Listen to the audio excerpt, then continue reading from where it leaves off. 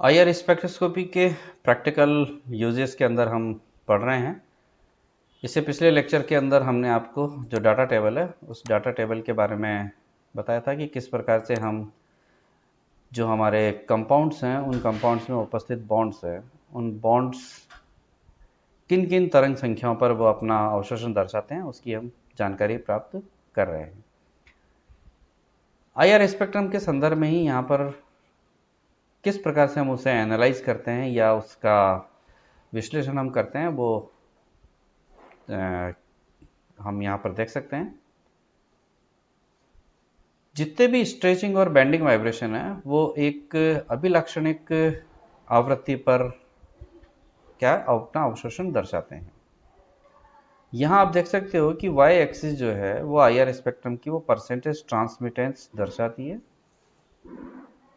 इस क्षेत्र के अंदर प्रतिशत ट्रांसमिटेंस क्या है, 100% है, ठीक है ना। और इस क्षेत्र के अंदर जो ट्रांसमिटेंस है वो लो है। इसका मतलब जब यहाँ ट्रांसमिटेंस लो है तो इसका मतलब यहाँ पर एब्जॉर्प्शन मैक्सिमम है। In this region where the electromagnetic field of an oscillating bond interacts with the IR radiation of the same frequency, transmittance is low। यानी कि ट्रांसमिटेंस यहाँ पर लो है तो ये पीक नीचे की तरफ शार्प दिखेगा, और जब ट्रांसमिटेंस हाई है तो ये पीक यहाँ पर आपको क्या दिखेगा, कम दिखेगा। एक्स एक्सिस तो यूनिट है हमारी वेव नंबर की, जो कि हम पर सेंटीमीटर में व्यक्त करते हैं। ये पर सेंटीमीटर में हमने यहाँ पर नीचे व्यक्त कर रखा है वेव नंबर में, जो कि लेफ्ट से राइट में घट रही है, यानी कि ऊर्जा के घटते हुए क्रम में हम इसकी विवेचना करते हैं। तो यानी कि यहाँ पर ये ट्रांसमिटेंस लो है, यानी कि एब्जॉर्प्शन मैक्सिमम है, तो ये यहाँ पर हमको यहाँ देख सकते हैं कि 2800, 2900, 3000 पर ये हमको यहाँ पर स्ट्रॉन्ग पीक नजर आ रहे हैं।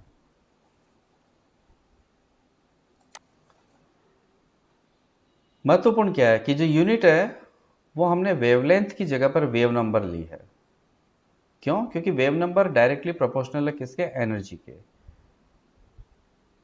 और एक सामान्य बात यहाँ पर यह है कि जो केमिस्ट्स हैं वो इसे पसंद करते हैं और फिजिसिस्ट जो है इससे हेट करते हैं।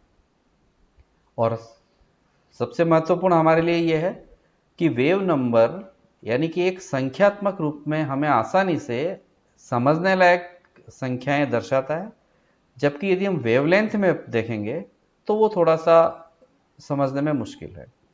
मुश्किल नहीं बल्कि यूँ कह सकते हैं कि हाँ, उसे हमको 2.5 × 10⁻10 एंगस्ट्रॉम में है, नैनोमीटर में है, जबकि 2050 सेंटीमीटर इनवर्स तो वो समझना आसान है।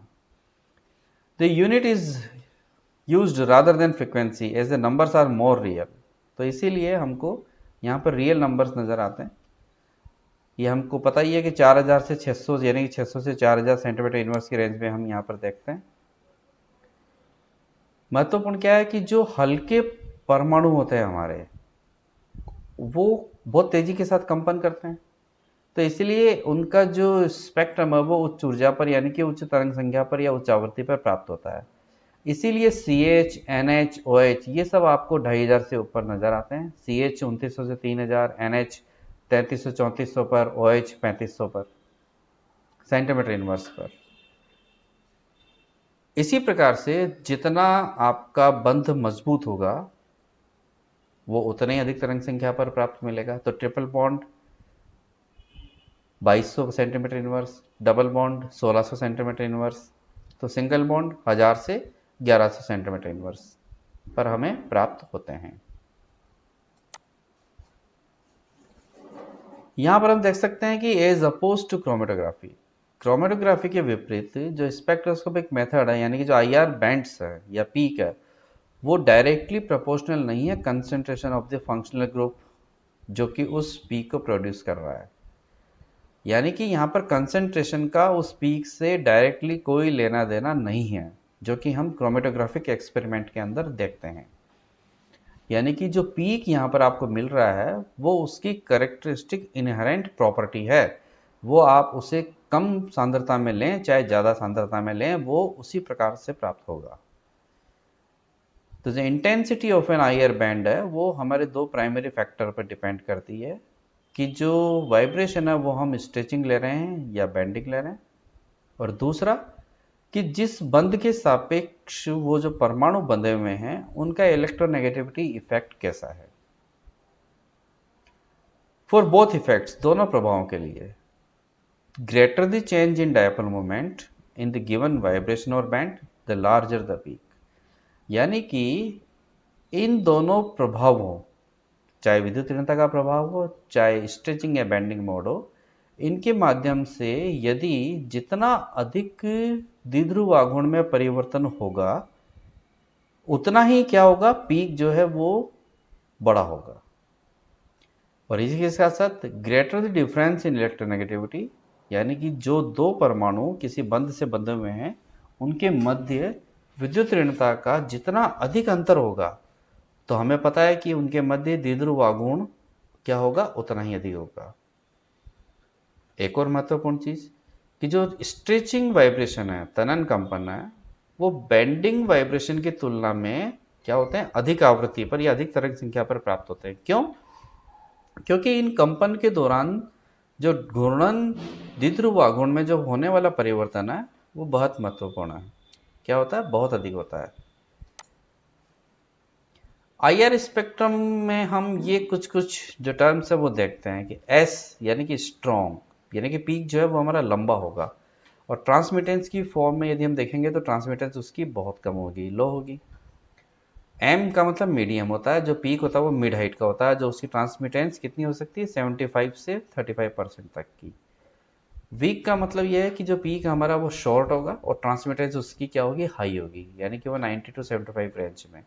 ब्रॉड, जो गॉसियन डिस्ट्रीब्यूशन है वो एबनॉर्मली ब्रॉड होगा, यानी कि पीक हमें कुल मिला करके चौड़ा चौड़ा जो है वो नजर आएगा। तो ये स्लाइड्स में ये महत्वपूर्ण ध्यान रखना कि एस एम डब्ल्यू ये आपको मोस्ट कॉमन मिलते हैं, और इसी प्रकार से ये दोनों जो इफेक्ट है, इन दोनों इफेक्ट्स की वजह से ही हमारे जो पीक हैं वो प्राप्त होते हैं। प्राइमरी यूज हमें पता है, फंक्शनल ग्रुप को डिटेक्ट करने में काम आता है। इसके बाद हम यहाँ पर आगे देखते हैं यहाँ पर कि इंफ्रारेड ग्रुप एनालिसिस में हमने इस को रेंज को 4000 से 600 सेंटीमीटर इनवर्स वाली जो रेंज है, हमने इसको डिवाइड कर रखा है 4 बड़े बड़े ग्रुप्स में। ये जो रीजन है 1500 से 1600 से नीचे वाला, ये पूरा फिंगरप्रिंट रीजन कहलाता है। फिंगरप्रिंट रीजन क्या होता है, इसके बारे में हम जानकारी दे चुके हैं कि यानी कि ये वो एरिया है जहां पर प्रत्येक बंध का अपना एक कैरेक्टरिस्टिक क्या अवशोषण उपलब्ध होता है, जो कि किसी दूसरे के द्वारा नहीं दर्शाया जा सकता। ये जो रेंज है 1600 से 2000 वाली डबल बॉन्ड को दी गई है, C double bond O, C double bond N, C double bond सी।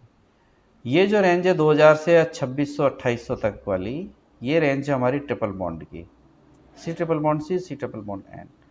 और ये जो है हमारी वो लाइटर मॉलिक्यूल्स, हाइड्रोजन जो है वो इनसे बंधा हुआ है, इनके लिए है 2800 से 2500 से ऊपर, OH NH CH, bonds to hydrogen, triple bond, double bond, single bond. तो एक रफ आइडिया है कि यदि इस रेंज के अंदर कोई पीक है तो वो सिंगल बॉन्ड की बात है, इस रेंज के अंदर यदि है तो वो डबल बॉन्ड की बात है, इस रेंज में है तो ट्रिपल बॉन्ड की बात है, और इस रेंज में यदि कोई है तो वो हाइड्रोजन से बंधे हुए परमाणु वाले बंध की बात है। अब हम यहाँ पर एक एक करके अलग अलग जो कैटेगरीज हैं उनकी हम विवेचना करते हैं। यहाँ पर एल्केन्स, एल्केन्स में हमने यहाँ पर मोस्ट कॉमन एग्जांपल लिया है यहाँ पर ऑक्टेन, 1 2 3 4 5 6 7 8। ऑक्टेन्स में हम देख सकते हैं कि ये लास्ट CH3 होगा तो ये भी इधर CH3 होगा, और ये अब सारे CH2 हैं हमारे।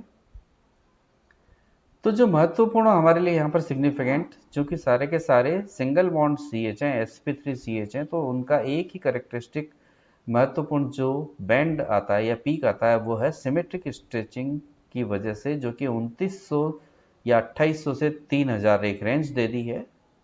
ये रहा स्ट्रॉन्ग पीक, वेरी स्ट्रॉन्ग, यानी कि ट्रांसमिटेंस वेरी लो। अब चूंकि CH बॉन्ड आपको मोस्ट कॉमन है और बहुत सारे कंपाउंड में मिलेगा, तो ये जो पीक है आपको वो बहुत सारे यौगिकों में मिलेगा, लेकिन इसकी स्ट्रॉन्गनेस से या इसकी जो ट्रांसमिटेंस है उससे हम इसे आसानी से पहचान सकते हैं। एल्कीन, हम जैसे ही एल्कीन में आते हैं तो हमें डबल बॉन्ड मिल गया, सी डबल बॉन्ड सी, ये देख लीजिए C double bond C, weak to moderate C double bond C, जो कि आपको 1650 सेंटीमीटर इनवर्स पर मिलेगा। ये रहा 1620 से 1680। लेकिन महत्वपूर्ण क्या है, डबल बॉन्ड सी एच। अब चूंकि ये sp2 हाइब्रिडाइज्ड है तो इसकी विद्युत ऋणता बढ़ गई, तो इस बॉन्ड पर इसकी विद्युत ऋणता का प्रभाव यह है कि ये इसको अपनी ओर खींच के रखेगा, तो बंध में मजबूती आ गई। मजबूती आने की वजह से जो इसकी तरंग संख्या है वो थोड़ी सी बढ़ गई, तो ये बढ़ गई 3000 से 3100। ये देखिए आप, ये रहा। इसकी जो इंटेंसिटी है वो हमारे सिंगल बॉन्ड सी एच वाले की इंटेंसिटी से कम होती है। ये सिंगल बॉन्ड सी एच के लिए है, ये तो मिलेंगे ही, क्योंकि सिंगल बॉन्ड सी एच तो आपके पास में यहाँ है ही ना। यदि 1 ऑक्टेन यदि है तो यहाँ पर ये मिलेंगे ही ना, ये सब ये मिलेंगे। लेकिन इसी में यदि डबल बॉन्ड सी एच है तो वो ये रहा, ये ब्लू कलर से इंडिकेट कर रखा है। यदि इसी प्रकार से एल्काइन की बात करें तो हम एल्काइन में अब देखते हैं कि सी ट्रिपल बॉन्ड सी के साथ साथ आपको ट्रिपल बॉन्ड सी एच। अब चूंकि ट्रिपल बॉन्ड सी एच में sp हाइब्रिडाइजेशन है तो इसको और मजबूती से रखेगा, तो वो आप देखो यहाँ पर 3300 सेंटीमीटर इनवर्स पर, ये 3200 से 3300 पर। क्लियर। तो सी ट्रिपल बॉन्ड सी कहां पर मिलेगा आपको, 2100 से 2200 पर, ये 2100 से 2200 पर। Very significant, important. एल्काइंस में बहुत मोस्ट कॉमन क्वेश्चन है एग्जाम में पूछने वाला, टर्मिनल एल्काइन। एक एल्काइंस दो प्रकार की होती हैं, इंटरनल एल्काइन और टर्मिनल एल्काइन। इंटरनल एल्काइन कौन सी, जिनमें की ट्रिपल बॉन्ड अंदर वाले दो कार्बन के मध्य होता है, और टर्मिनल का मतलब जिनमें ट्रिपल बॉन्ड इस प्रकार से ये किनारे वाले कार्बन पर होता है। तो इस टर्मिनल एल्काइन में तो आपको ट्रिपल बॉन्ड से बंधा हुआ H नजर आएगा, लेकिन इंटरनल एल्काइन में इन ट्रिपल बॉन्ड से लगा हुआ H नजर नहीं आएगा। तो इंटरनल एल्काइन में जब ट्रिपल बॉन्ड CH ही नहीं है तो ये वाला पीक नहीं मिलेगा, लेकिन टर्मिनल एल्काइन में ट्रिपल बॉन्ड CH हो तो ये पीक मिलेगा। तो टर्मिनल एल्काइंस को इंटरनल एल्काइंस से डिफरेंशिएट करने के लिए ये पीक है काम का, और ये एक एग्जाम का मोस्ट कॉमन क्वेश्चन है। नेक्स्ट लेक्चर में हम आगे के और जो कंपाउंड्स है उनके बारे में हम डिस्कशन करेंगे। Thank you.